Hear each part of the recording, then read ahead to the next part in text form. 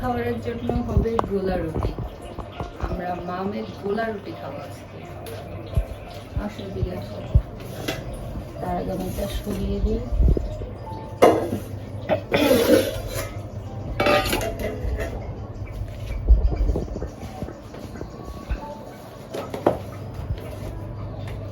গোলা রুটির জন্য প্রথমে নিয়ে হচ্ছে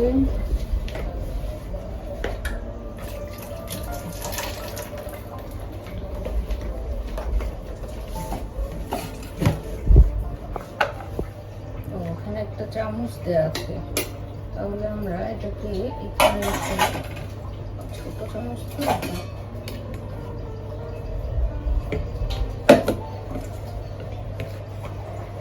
দুই চামচের মতো 2-2.5 চামচের মতো আটা নিয়ে নিলাম।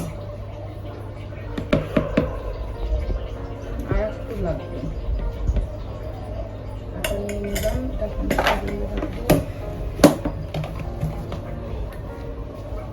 এরপর নেব হচ্ছে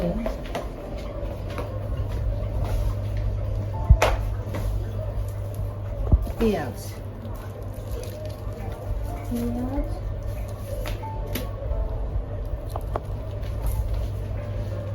পেঁয়াজ নিয়ে নিলাম, 3টা পেঁয়াজ নিয়েছি। এই যে 3টা পেঁয়াজ। গোলা রুটির জন্য পেঁয়াজ এবং মরিচগুলো কুচি করে নেওয়া হচ্ছে, মা কুচি করে দিচ্ছে। এই যে মা মরিচ আর পেঁয়াজগুলোকে একদম কুচি কুচি করে কেটে দিচ্ছে।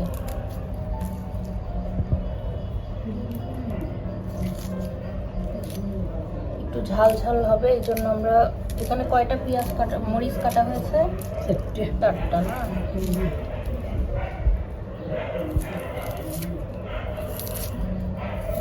পেঁয়াজ কাটা হলো।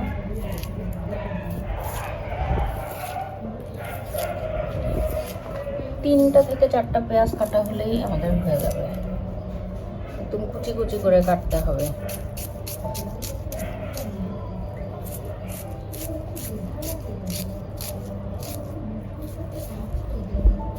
এভাবে কুচি কুচি করে একদম মিহি করে কাটতে হবে।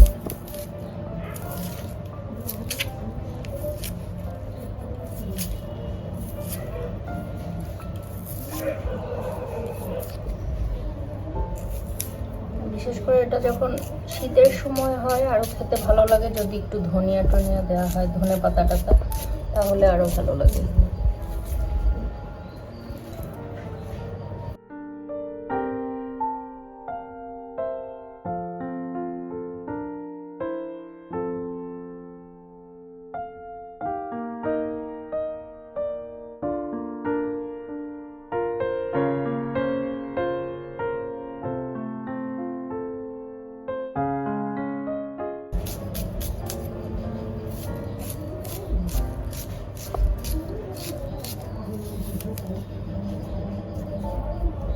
পেঁয়াজ কাটা শেষ, এগুলো ভালো করে ধুয়ে নিতে হবে। কিছুই না, জাস্ট শুধু নিয়ে ধুয়ে নেওয়া।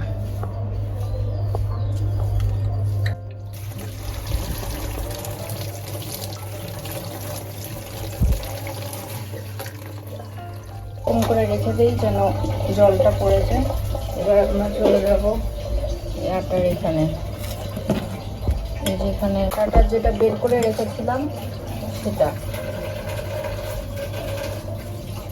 এটাই হচ্ছে করবে।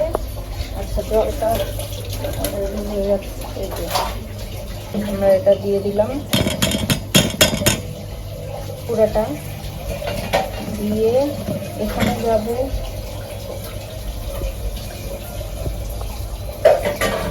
এটাতে করবে লবণ আর হলুদের গুঁড়া।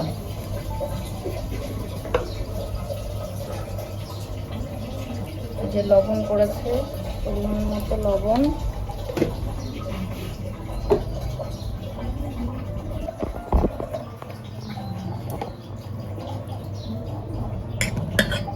আর এই যে হলুদের গুঁড়া, আর একটু মনে হয়ে যাবে হলুদের গুঁড়াটা।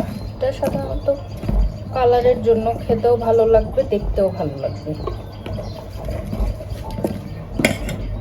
এরপর এটাতে মেশানো হবে জল।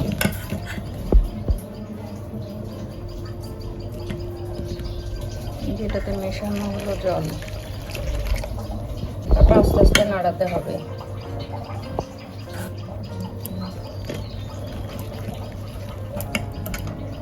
আপনারা বুঝে শুনে তারপর জলটা অ্যাড করবেন প্রয়োজন মতো। আমি আপনাদের দেখিয়ে দিচ্ছি কতটুকু।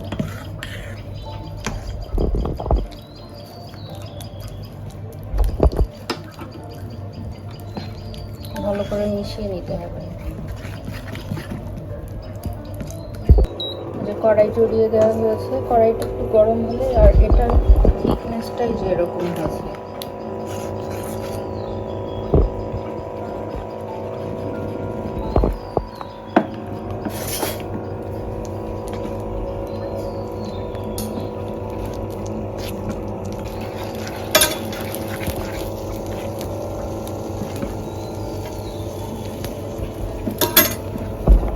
যেরকম হবে।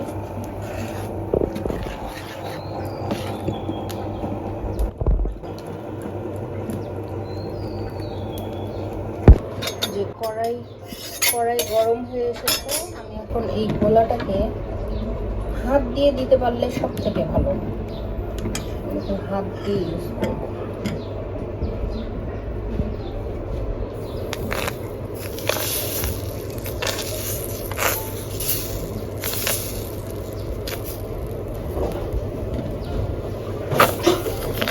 আস্তে আস্তে দিয়ে দিতে হবে।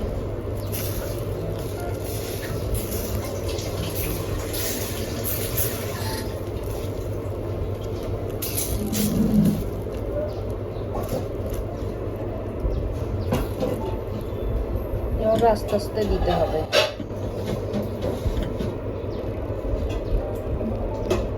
জল দাও কেন?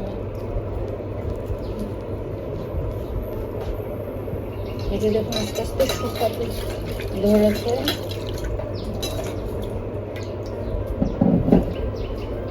এই যে এটা আস্তে আস্তে টান হতে ধরেছে, এক জায়গায় আর একটু হবে। আমি জালটা একটু বাড়িয়ে দিচ্ছি।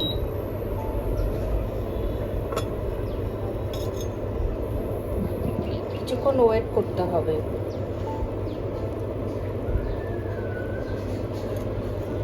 কিছুক্ষণ ওয়েট করলে এটা আস্তে আস্তে হতে থাকবে, আর এমনি এমনি উঠে আসবে। দেখতে থাকুন।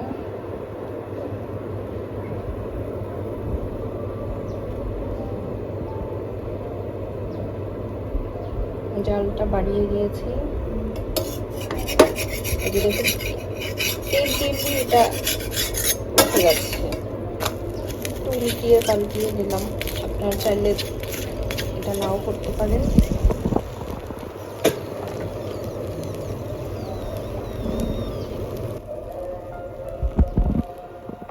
জালটা এখন কমিয়ে দিই।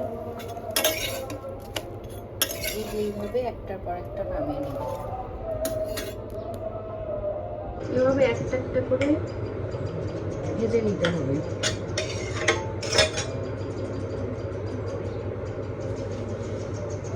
হাত দিয়ে করতে পারলে সব থেকে বেশি ভালো।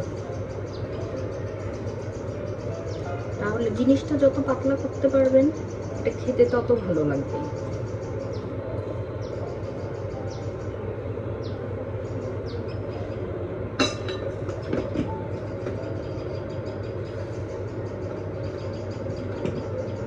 আমি এখন একটা একটা করে সবগুলো ভেজে নেব।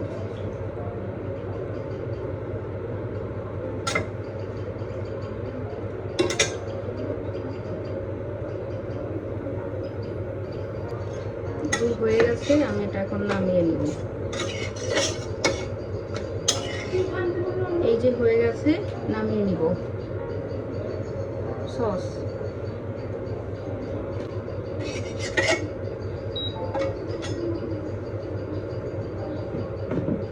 এবার বাকিগুলো আবার একটা একটা করে আবার দিয়ে দিব।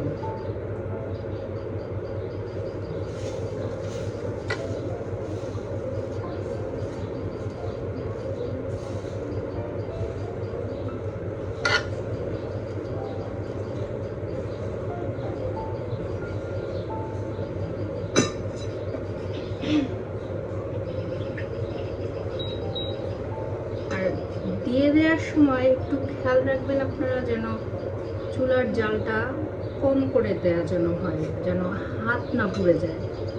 কারণ চুলার জাল বেশি থাকলে তখন হাত পুড়ে যাবে। আগে একদম সব থেকে কম আছে দিয়ে তারপর হচ্ছে আপনাকে বেশি করে জালটা বাড়িয়ে দিতে হবে। তখন দেখবেন যে এমনি এই রুটিটা, রুটি বলেন পিঠে বলেন না কেন, এটা অটোমেটিক্যালি উঠে আসবে। এই যে দেখুন, মানে এই যে দেখুন এটা হয়ে গেছে।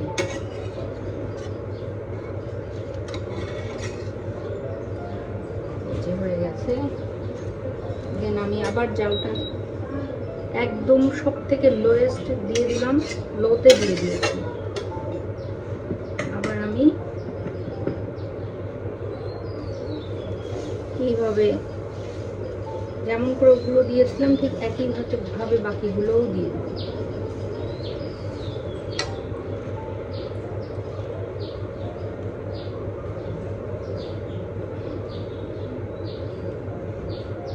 দিয়ে দিলাম। এখন আবার জালটা বাড়িয়ে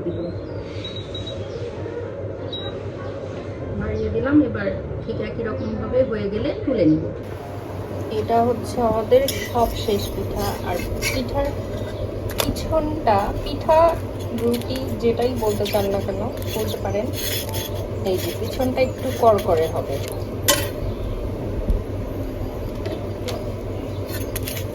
করকরে হবে।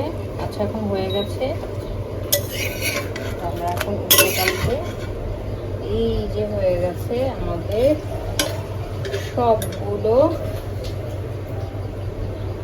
গোলা পিঠা, গোলা রুটিও বলতে পারেন। একদম অনেকগুলো হয়ে গেছে, অনেকগুলো। এই যে হলো আমাদের গোলা পিঠা, অনেকগুলো হয়েছে। এই যে আমাদের গোলা পিঠা।